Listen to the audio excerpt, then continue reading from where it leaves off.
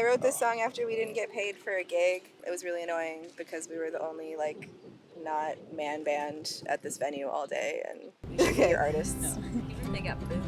Even if they got boobs. Even if they got big old knockers. Even if they're singing about maggots in the bread. One, you know?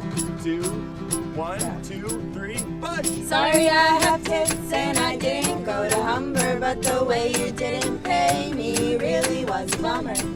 So I'm not the same jazz pro on a rotation. I did sign a contract and fulfilled my obligation.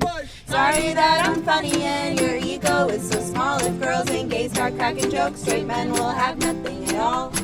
So you are performative and say you're an ally, but the thing is you misgendered me, you didn't even try.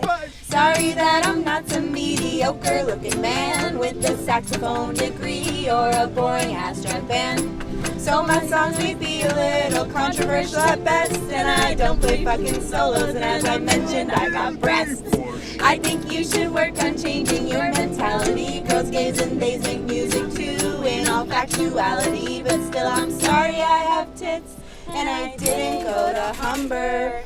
Just pay your fucking artists, don't be a fucking bummer.